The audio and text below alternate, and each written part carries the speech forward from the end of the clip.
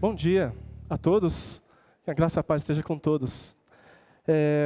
Você sabe que um sonho que eu sempre tive, não agora, mas alguns anos atrás, era ter uma TV bem grande na sala, sabe? Aquelas bem... então, o que deu para comprar na época foi um de 55 polegadas. E antes a gente tinha um de 29, aquele tubo grande, sabe? E a gente achava grande, mas quando a gente colocou o 55 na sala, cara, era a coisa mais linda do mundo. Aí, todo dia, chegava na televisão, ficava tirando o pozinho, deixava tudo assim, limpinho. Ficava assim, olhando de lado para ver se tinha alguma mancha. Eu deixava ele bem limpinho. E, na época, o Lucas tinha lá os seus 2, 3 anos.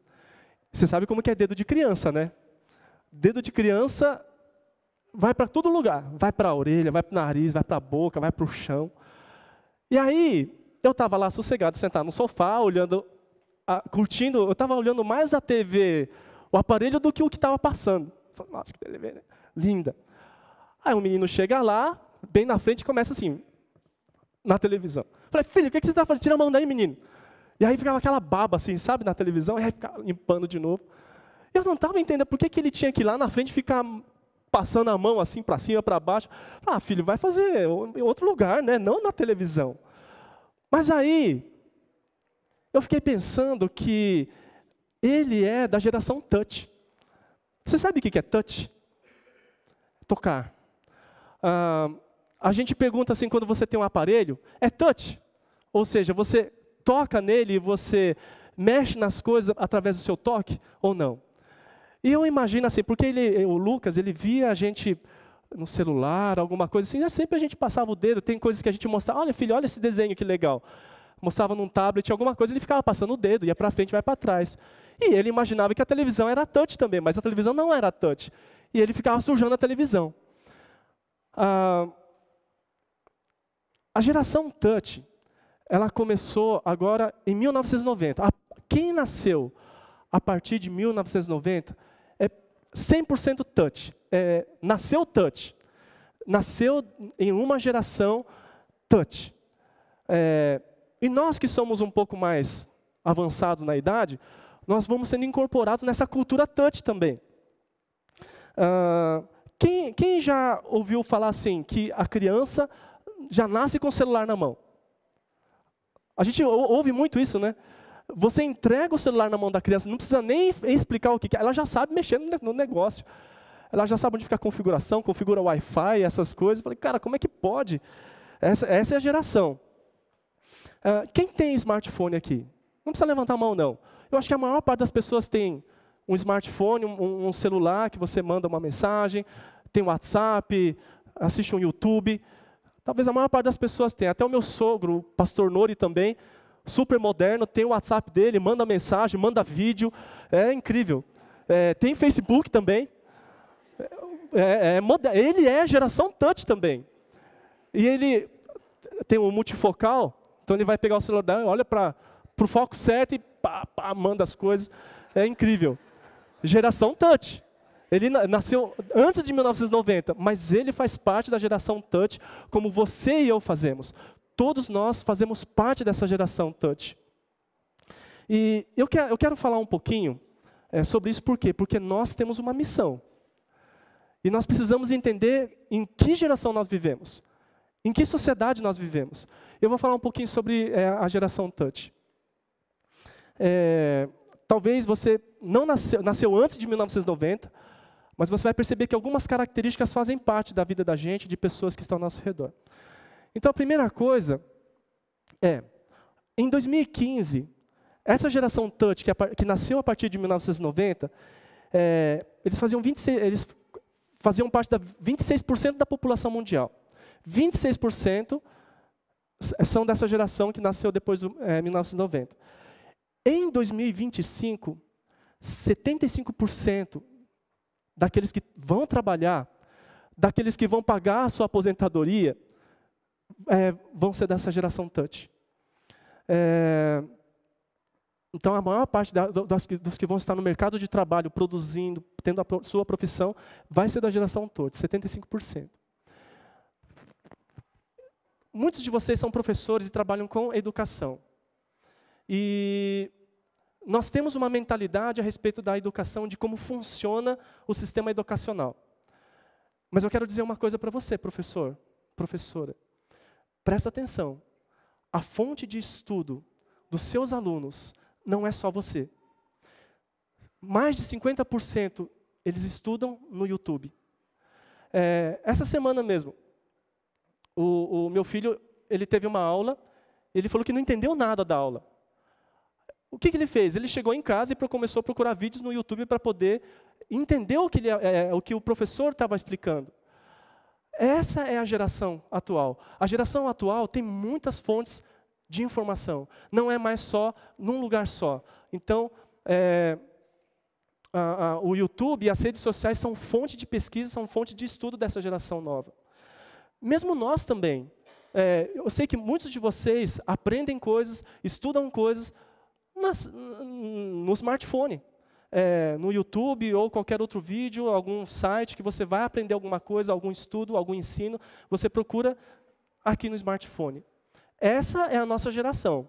Vocês fazem parte dessa geração. Então, mesmo os pastores que ficam preocupados com isso, né? O pastor tem mania de achar que a igreja é só dele e que as pessoas têm que ouvir só dele. Impossível, não dá mais. Tem pastores excelentes, pregações excelentes que você procura no YouTube e tem lá, está disponível para todo mundo. Então, não dá para você ser autoritário e dizer que a fonte de ensino é só você.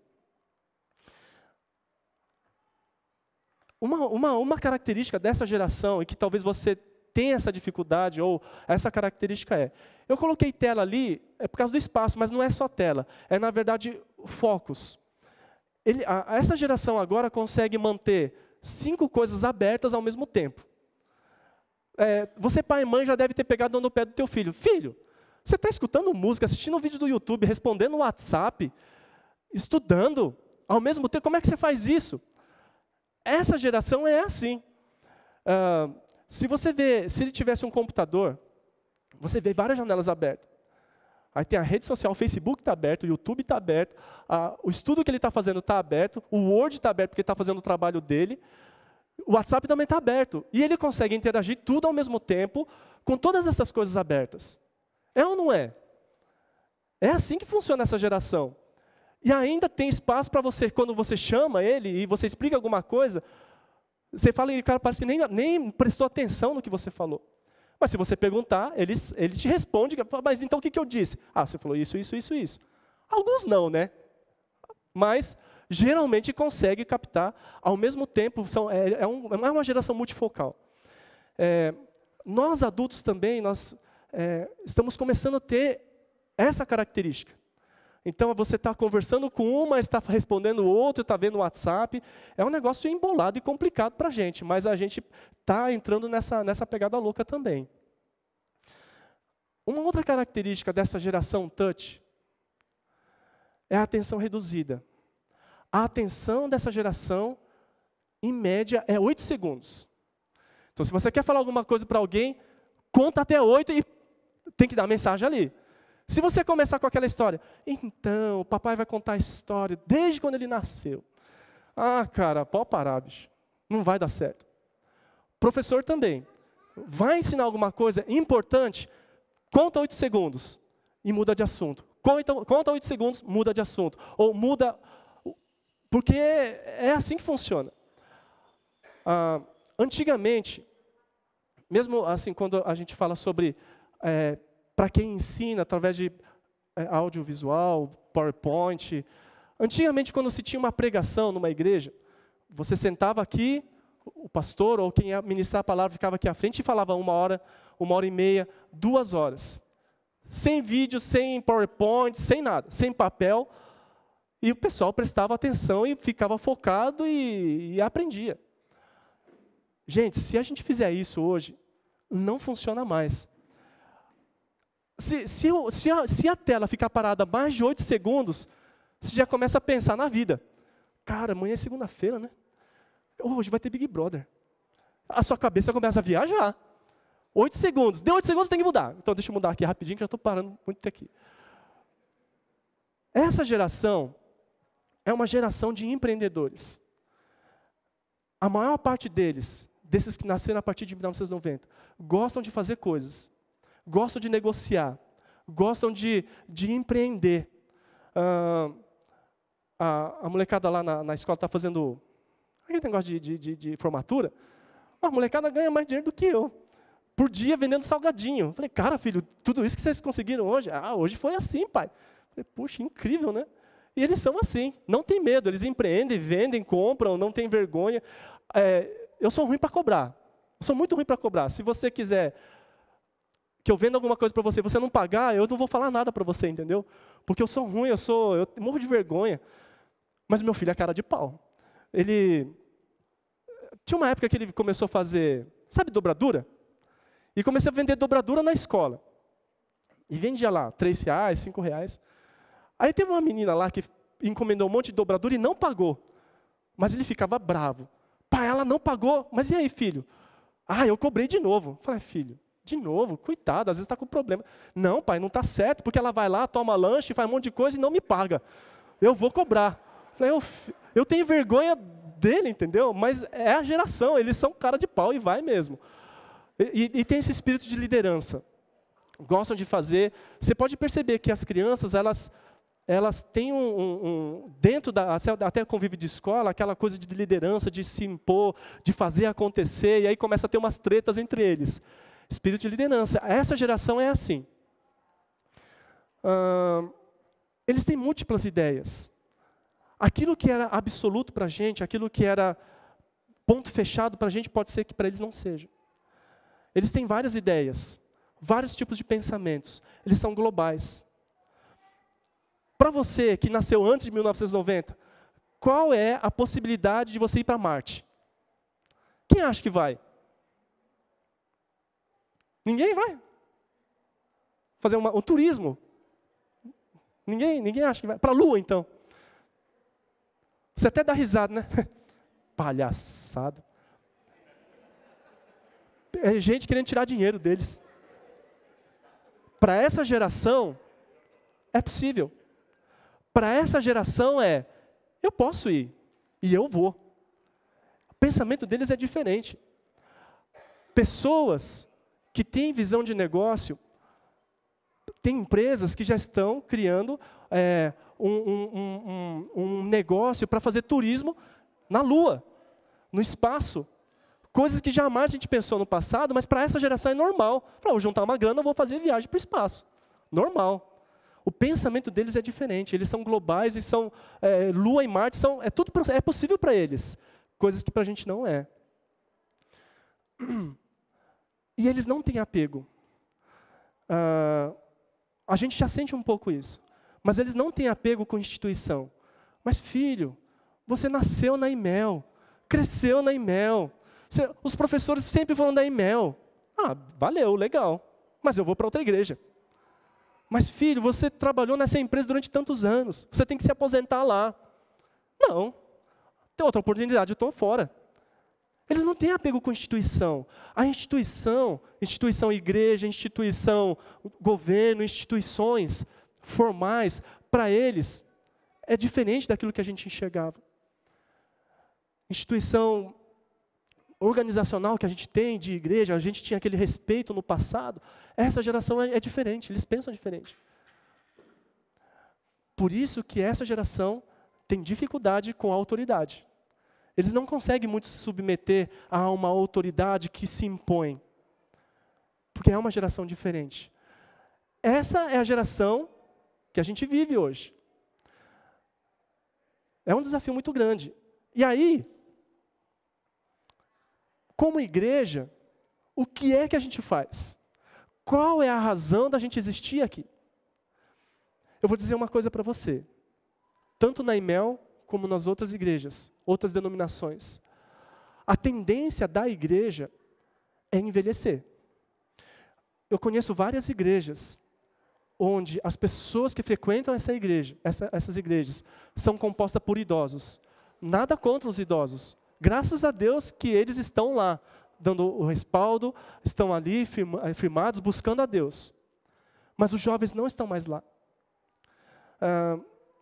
Eu já compartilhei isso com vocês, mas diz uma estatística que de 75% a 95% dos jovens que vão para a universidade vão abandonar a sua fé até o 2º ano da sua faculdade. Isso significa que a igreja vai envelhecer e vai morrer. Mas qual é o propósito da igreja? Qual a razão da sua existência? Por que é que você e eu nós estamos aqui? Nós temos alguns propósitos, mas uma delas é essa daqui. Jesus diz o seguinte, Marcos capítulo 16, versículo 15. Ide por todo o mundo e pregai o evangelho a toda criatura. Você pode ficar de pé um pouquinho? Só um pouquinho? Vamos exercitar um pouquinho, vai. Eu estou usando 8 segundos. Está muito tempo parado, né? Então, ok. Eu queria que você fizesse o seguinte. Você pode dar um pulinho? Aí. Dá uma batida no chão assim. Isso.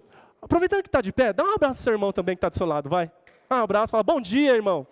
Que bom que você está aqui. Que bênção. Isso. Pode sentar, gente. Crente quando abraça é uma bênção, é gostoso demais, viu? Ok, pode sentar. O que é que você sentiu debaixo dos teus pés? O chão. Para quem tem problema no joelho, né? Desculpa aí, gente. Quem está com problema no joelho, desculpa, foi sem querer, tá bom? Não era essa a intenção. Mas o que você sentiu debaixo dos teus pés? O chão, a terra.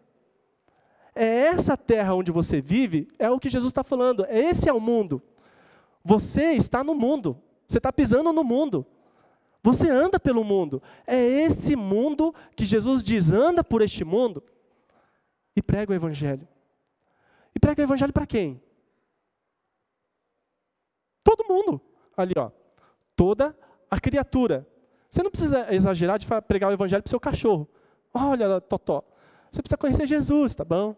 Olha, Xaninho. Né? Não sei. Não precisa. Mas a toda criatura é toda criatura, todas as pessoas. Todas as pessoas são todas as pessoas. De todas as gerações. De todos os tipos de pensamentos, de todas as culturas. Toda criatura significa que o evangelho, falar de Jesus, falar de Deus é para todo mundo. Falar de Jesus é para a sua família, para o seu pai e para a sua mãe. Falar de Jesus para os seus filhos. Falar de Jesus para os seus vizinhos. Falar de Jesus para os seus amigos. Falar de Jesus para os seus colegas de trabalho. Falar de Jesus é para toda criatura. Significa que é falar de Jesus para aquele que é engenheiro, para aquele que é médico, para aquele que é advogado, para aquele que trabalha nas estruturas para manter o local limpo, para aquele que trabalha em casa, para os professores, para aqueles que são delegados, que são policiais, para os políticos. Falar de Jesus é para todas as pessoas. Para aquelas pessoas que você acha que é impossível esse cara acreditar em Jesus. É para eles também. Falar de Jesus é para toda criatura, para todas as gerações. Falar de Jesus para os baby boomers, que é os mais antigos.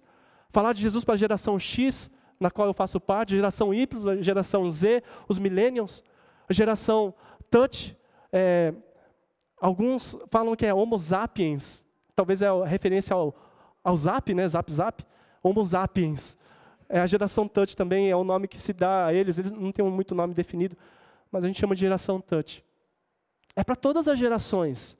E aí, como é que a gente alcança essas pessoas? Como é que a gente cumpre o nosso propósito para alcançar essa geração que tem multifoco? Que tem 8 segundos de atenção para você? Como é que a gente alcança pessoas que pensam que um dia vão para Marte, que vão para a Lua? Como é que a gente alcança essa geração? Então, nós temos o chamado de cumprir isso que Jesus delegou para mim e para você. E nós não temos razão de sermos igreja, comunidade, se nós não cumprirmos um desses mandamentos, que é justamente esse daqui. Lucas capítulo 8, vocês não precisam abrir. Tem a história de um homem. E esse homem tinha alguns problemas. Não era muito não, só alguns só. O primeiro é que ele não tinha casa para morar. Ele morava nos sepulcros. Sepulcro significa no cemitério. Morava lá no meio do cemitério ali. Dormia nessas cavernas. O outro probleminha que ele tinha é que ele não tinha roupa. Não andava com roupa, andava pelado, para lá e para cá. O outro problema que ele tinha é que ele pegava pedra e ele se machucava. Ele se cortava. Ele se agredia. Ele tinha outros probleminhas também. Ele andava gritando para lá e para cá, no meio da rua. Você já viu louco gritando na rua? Uns doidos. E aí todo mundo tinha medo do camarada, porque ninguém chegava perto dele. As pessoas tentavam prender ele, mas as correntes não conseguiam prender ele. Ele arrebentava com tudo. Esse era um homem que vivia naquele tempo. Um homem doido, maluco. Se for nos nossos tempos, talvez você pense, o cara tem problema na cabeça. Como é que um cara desse pode se tornar normal de novo? Impossível. Mas o problema dele era espiritual. Não sei se você já viu alguém, ou você pensa em alguém do tipo, impossível esse cara conhecer a Deus. O cara é louco. O cara fala mal de Deus, não quer nem saber de Deus, tira o sarro de quem vai para a igreja. O cara não tem discernimento nenhum, curte tudo na vida. Falo de Deus, o cara dá risada e debocha de mim. Falo de Deus e fala assim, esse Deus aí. Não sei se você conhece alguém assim. Eu não sei se você era assim. Mas essa história de Lucas capítulo 8, Jesus estava numa cidade chamada Cafarnaum. Você imagina assim um lago bem grande. Jesus estava aqui, nesse canto aqui. Jesus atravessa o lago para ir na cidade onde esse cara mora. Chama a terra dos Gadarenos. Jesus pega o barco, 10 quilômetros de barco. Aí no meio acontece tempestade, acontece um monte de coisa maluca. E Jesus chega naquele lugar e ele tem um encontro com esse homem. E Jesus diz somente, espírito maligno, deixa este homem. Jesus foi lá. Ele atravessou, ele tinha o ministério dele em Cafarnaum. Um monte de gente falava, Jesus, vamos lá em casa, Jesus, vamos isso, Jesus, você é o cara. Multidão seguia Jesus. Multidão ficava em volta de Jesus. Jesus tinha muita coisa para fazer. Era um cara muito ocupado. Mas ele sai de barco com os discípulos dele, ele fala assim, olha, nós precisamos ir para lá. Mas Jesus, lá, na terra dos Gadarenos, lá não tem judeu nenhum. A maior parte é tudo, sabe aquela gente que você ignora? Que não tem importância? Jesus, aquele povo lá, aquele povico, que povo que não quer nem saber de Deus. Ele não quer nem saber do Senhor, não está nem aí com o que o Senhor vai ensinar ou vai deixar de ensinar. Jesus fala, vamos lá, é lá que a gente tem que ir. E Jesus vai só por causa desse homem. Jesus restaura ele e conversa com ele. Mais para frente você vê que Jesus ele está conversando com aquele homem, e o homem vestido, limpo, banho tomado, trocando altas ideias com Jesus. E as pessoas ficaram com medo, falaram, Jesus, vai embora daqui, o senhor não é bem-vindo aqui. E sabe o que esse homem diz? Que era tido como louco? Jesus, deixa eu ir com você. Esse povo aqui, eles nunca deram a mínima para mim. Eu andava largado, as pessoas me deixavam rejeitado, assim, eu era rejeitado na minha sociedade. Jesus, eu não tenho nada, eu nunca conquistei nada nessa vida. O Senhor me restaurou, o Senhor me curou, eu quero ir contigo. Sabe o que Jesus diz? É o que está escrito aqui. Volte para casa e conte o quanto Deus fez a você. Assim o homem se foi e anunciou na cidade inteira o quanto Jesus tinha feito por ele. Conte a sua história. Eu não sei quanto tempo talvez você está visitando, está começando a buscar a Deus e conhecer a Deus. Mas você que já tem uma caminhada com Deus, quem tem uma história para contar? Pensa assim, numa coisa que Deus mudou na sua vida. Você tem? Quem tem? Alguma coisa simples. Olha, eu era irritado, não sou mais. Olha, antes eu acordava super tarde, dormia super tarde, minha vida era zoada, mas agora não é mais. Coisa simples. Você tem história para contar? Antes eu era mais triste, mas agora eu estou mais feliz. Antes a minha família era desunida, mas agora está diferente. Antes eu não tinha paciência com meus filhos, mas agora eu tenho mais paciência. Antes eu vivia com medo, mas agora eu não tenho tanto medo assim.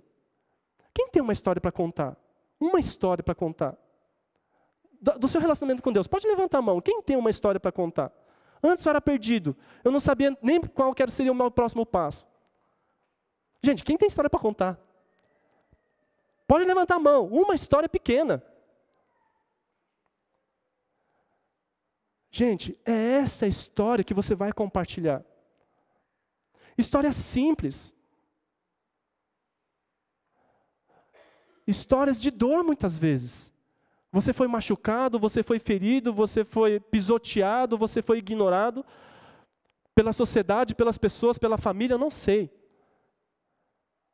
Mas quando vem Deus na vida da gente, alguma coisa muda. A gente tem que ter história para contar. Se você não tem história para contar, revisa o seu relacionamento com Deus. Porque quando você anda com Deus, você tem história para contar.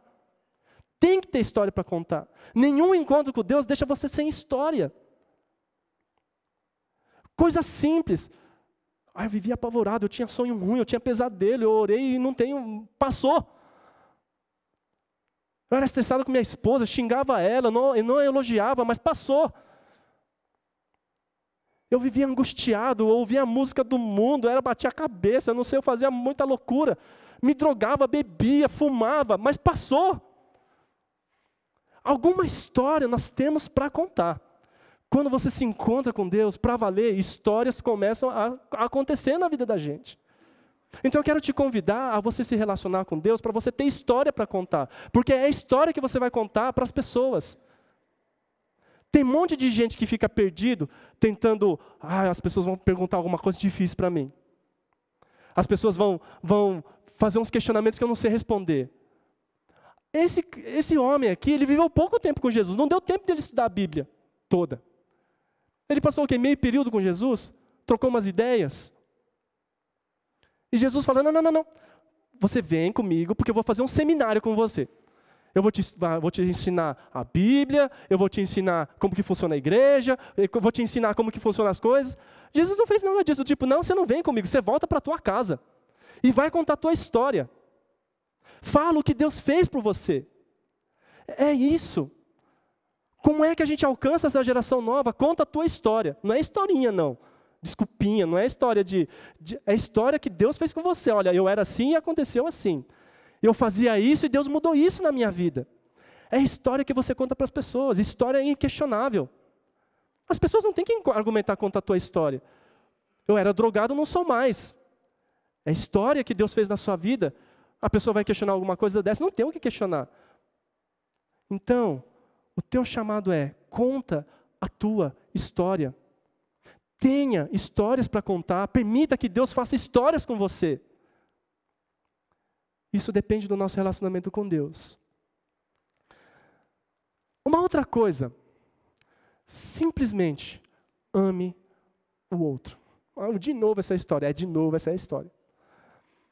Jesus diz assim: amem-se uns aos outros, como eu vos amei.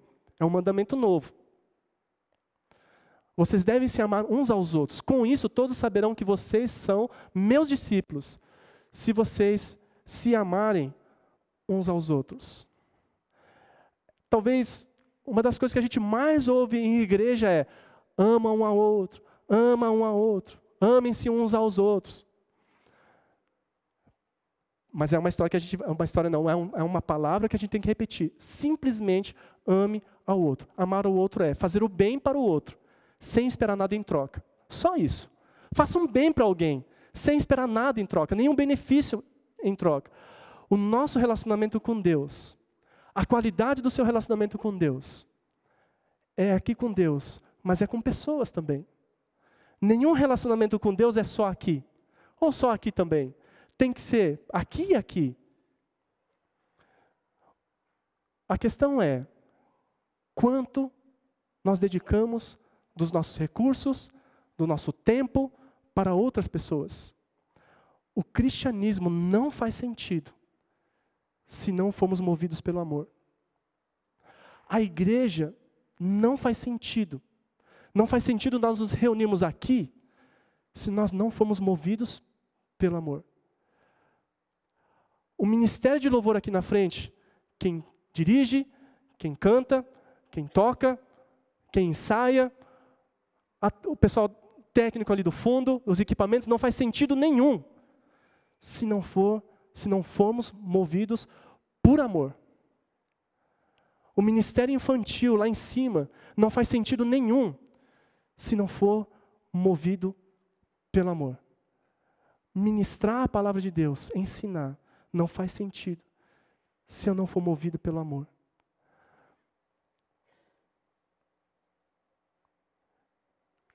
Uma coisa que a gente precisa repensar é o sentimento que a gente tem. Eu queria que você pensasse nas suas sensações, nos seus sentimentos. O que é que você pensa? O que é que você sente com relação ao outro? Quando você vê alguém assim, você vem para a igreja, ou vai para algum lugar, vai para a sua família, o que é que você sente? Você sente que as pessoas não estão dando atenção suficiente para você? Você está sentindo que as pessoas esquecem de você? Você sente que precisava que as pessoas te dessem um pouco mais de atenção? Algum presente? O sentimento que permeia os seus pensamentos é de raiva? Ou sentimentos de injustiça? Sentimentos de que você merece mais, mas não tem?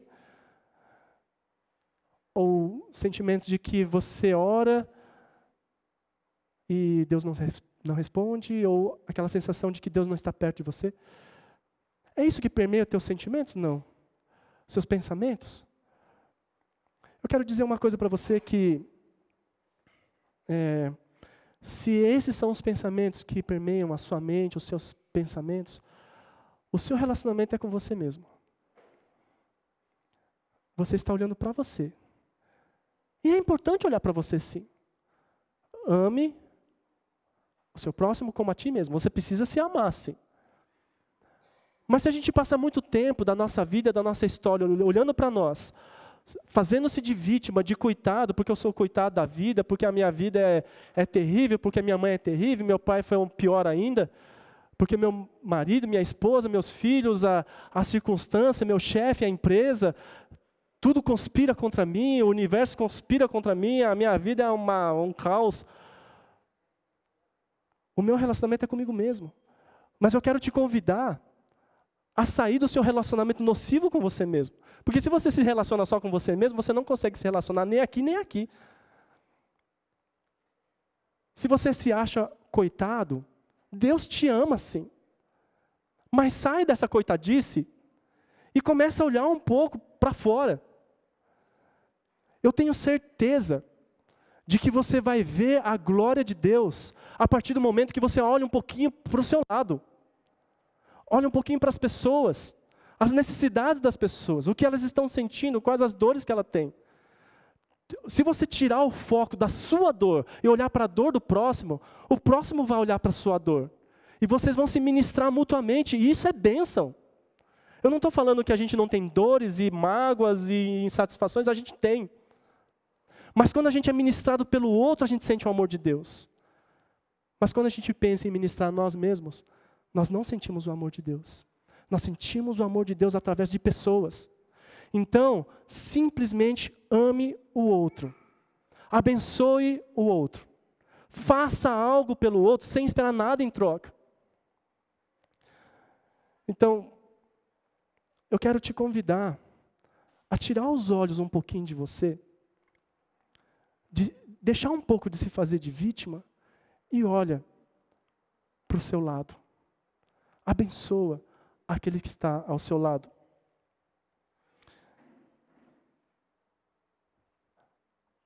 Mateus capítulo 5, 16 diz o seguinte: dê o seu melhor. Como assim? Assim brilhe a luz de vocês diante dos homens, para que vejam as suas boas obras e glorifiquem ao Pai de vocês que está no céu. Sabe o que chuta o pau da barraca? Quando você quer falar de Deus para as pessoas? É quando você faz uma coisa torta. Isso é batata, é tipo assim, você acaba com tudo aquilo que você está falando. Nós não somos perfeitos, ninguém é perfeito, nós erramos sim. Nós temos falhas, queremos fazer o melhor, mas a gente erra.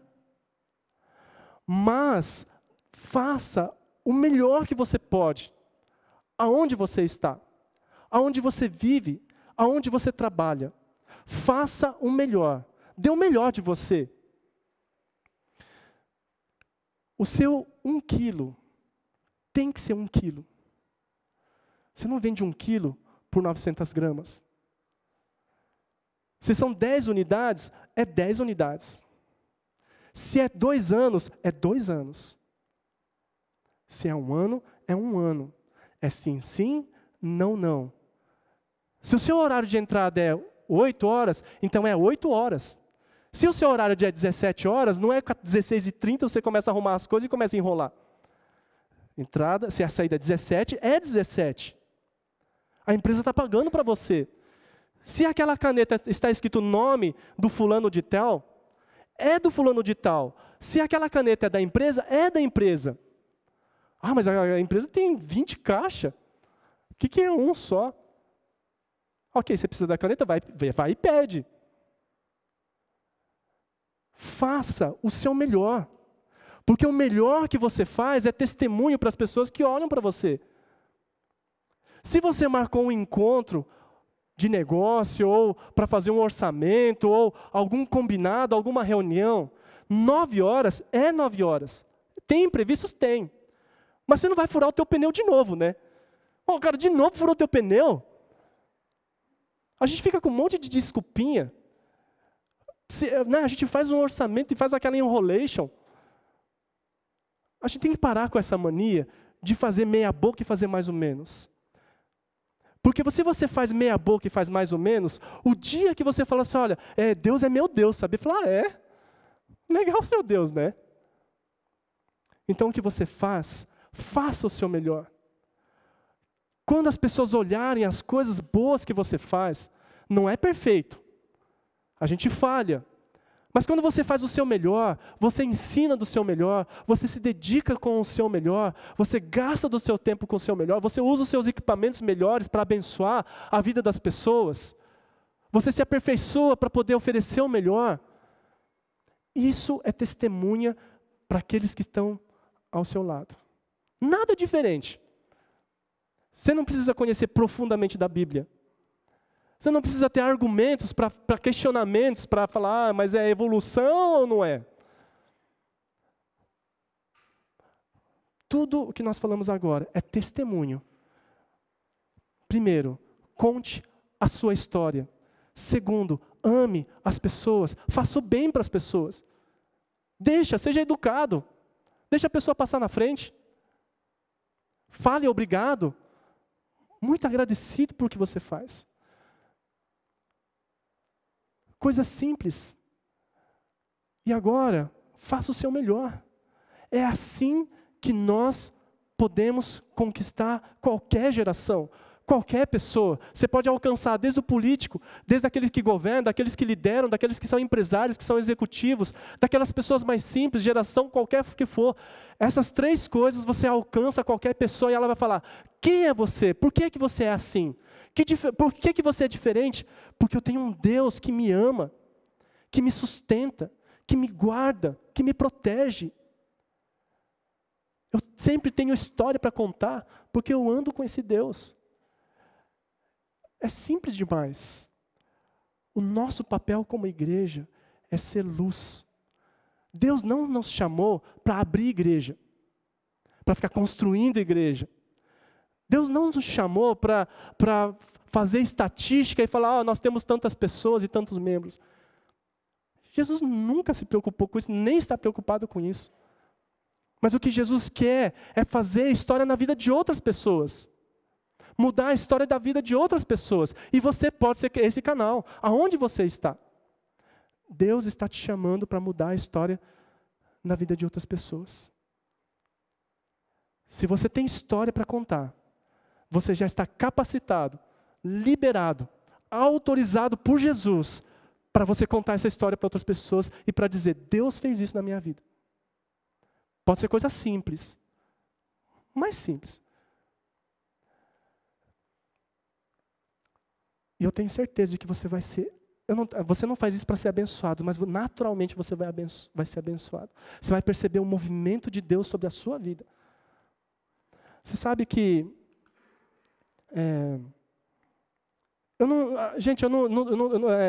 eu quero falar, mas eu não quero me exaltar não, tá bom? Mas é uma coisa que aconteceu comigo e eu nem estava pensando sobre isso. A gente prestou um serviço para uma empresa lá em São Paulo. E essa pessoa, ela trabalha, assim, ela é administradora de outros lugares também. E aí a gente fechou, foi assim, tal, legal, tá ok, tá entregue. Aí depois ela ligou para mim de novo, essa pessoa falou assim, olha, Paulo, a gente está precisando desse mesmo serviço que você fez para um outro lugar. Você pode fazer? Claro, sem problema nenhum. Então, só que é um asilo. Ah, é um asilo? Então não custa nada não.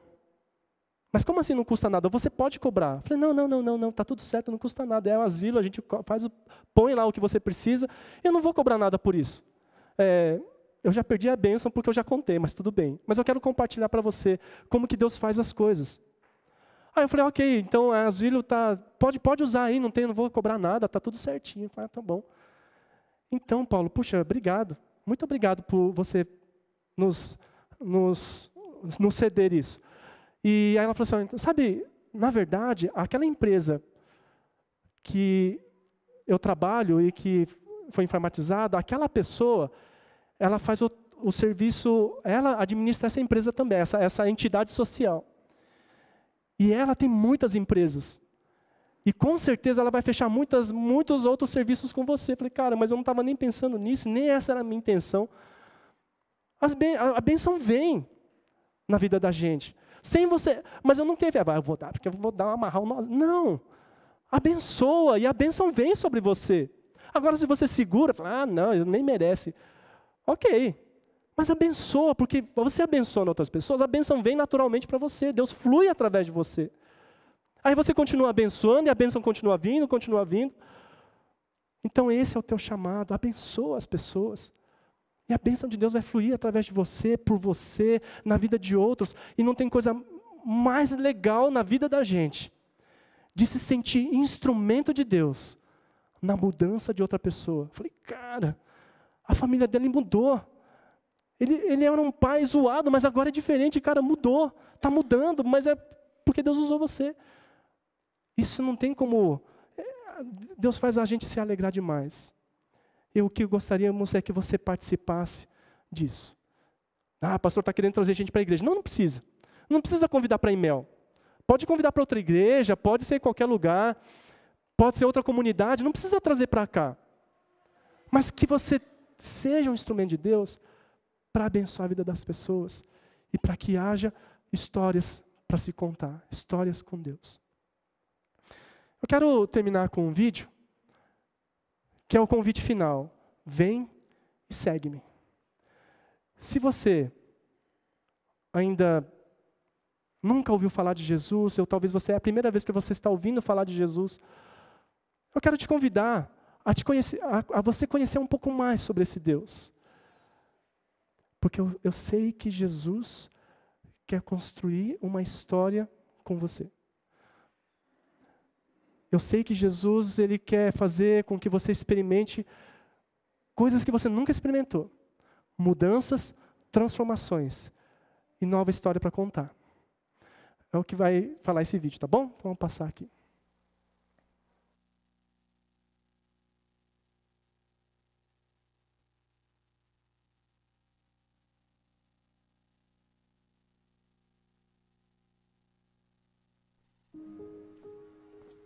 Follow me. It's a simple request, sometimes spoken from a mother to a child, a brother to a sister, a friend to a friend.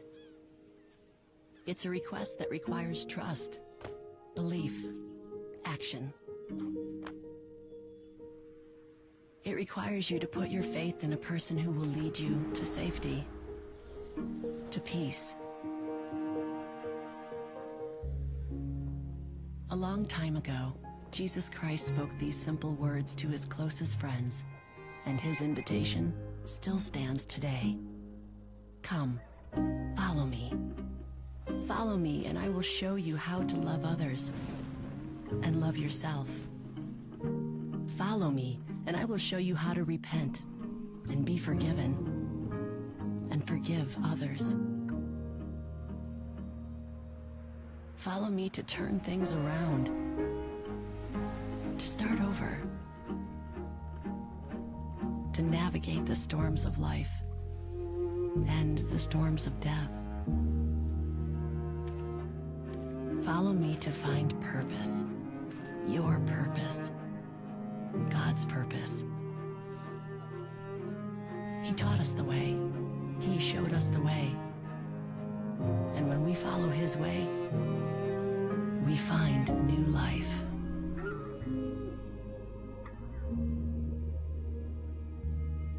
Vamos orar juntos?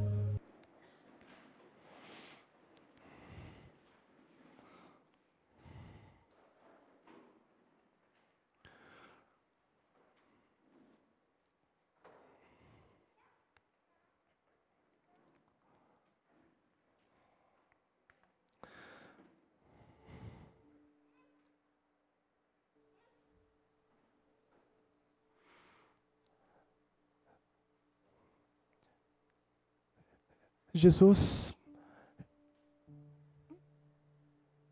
tinha em volta dele uma multidão de gente. Muita gente andava em volta de Jesus, queria ouvir a voz de Jesus, as palavras de Jesus. Mas eu quero dizer para você que a maior parte da multidão, eles não tiveram história com Jesus. Jesus está chamando você. Essas mesmas palavras, vem e me segue, é para você seguir Jesus de perto. E a gente só vai ter história com Jesus quando a gente sai da multidão, sai do meio do povo e começa a andar perto de Jesus. Esse é o convite de Jesus para você hoje nessa manhã. Se falta história para você contar,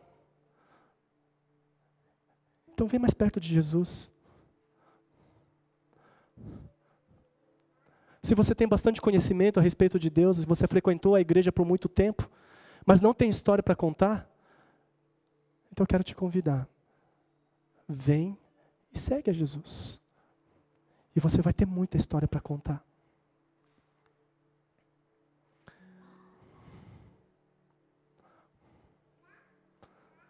Se a tua história até hoje são histórias tristes, histórias difíceis, histórias de perdas, histórias de maldição, se a tua história para contar hoje é histórias de dor, de divórcio, são histórias de vícios, histórias de drogas, se a tua história até hoje não tem coisas bonitas para contar, eu quero te convidar a chegar aqui também e seguir a Jesus para Ele começar a construir uma história diferente para você. Porque eu creio que Jesus pode fazer isso.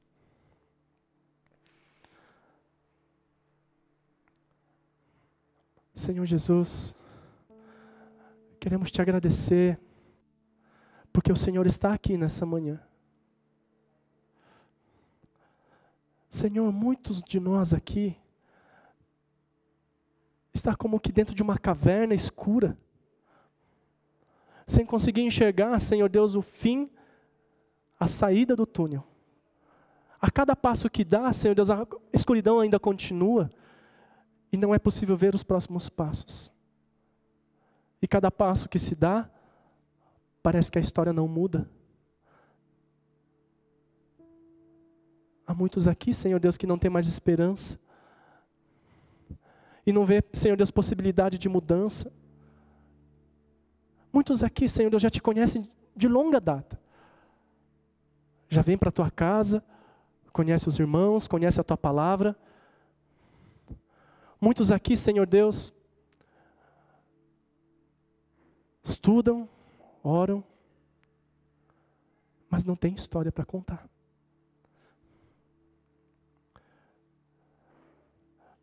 Senhor Jesus, a nossa oração é para que o Senhor visite individualmente, pessoalmente, a cada um.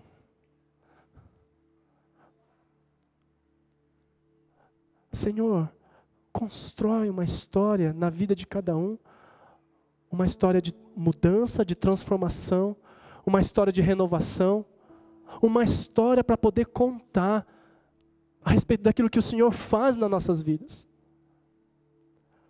Aqueles que contam histórias só histórias antigas, histórias do passado e que não tem história hoje, Senhor Deus, traz uma nova história hoje e agora, Senhor Deus. Aquilo que a gente não consegue crer nem acreditar que pode acontecer, Senhor, faz a tua bênção ser derramada sobre cada um aqui. E que esta bênção seja compartilhada, dividida, dada aos que estão ao nosso redor. Enche-nos, ó Deus, com tua presença, com tua graça e ajuda-nos a cumprir a tua missão de ir, Senhor Deus, por todo o mundo, nessa terra onde a gente pisa, onde os nossos pés estão, Senhor Deus, nessa terra, neste mundo, Senhor Deus, em que vivemos hoje. Ajuda-nos a andar por toda essa terra, para compartilhar a nossa história. Assim como essa geração, Senhor Deus, acredita que um dia vai para a Lua, vai para Marte, ou seja, onde for, Senhor Deus, nós queremos ir por todo este mundo, por onde for, para compartilhar a nossa história e de ver o quanto o Senhor é poderoso e tem amor pelas pessoas para mudar outras histórias. É o que nós oramos e pedimos nesta manhã. E daqueles, ó Deus, que estão caídos, abatidos, entristecidos, daqueles que estão olhando para si, Senhor Deus, e se sentem o pior de todas as pessoas, que se relacionam consigo mesmas e não conseguem sair, Senhor Deus, deste laço. Eu oro ao Senhor, traz a tua graça, a tua luz, o teu entendimento, o teu brilho, Senhor Deus, para que o olhar seja, Senhor Deus, para fora de si, mas seja olhando para o Senhor e olhando para o lado. É o que nós oramos e te pedimos nessa manhã. Em nome de Jesus. Amém. Amém. Pode se assentar. Pastor Nori.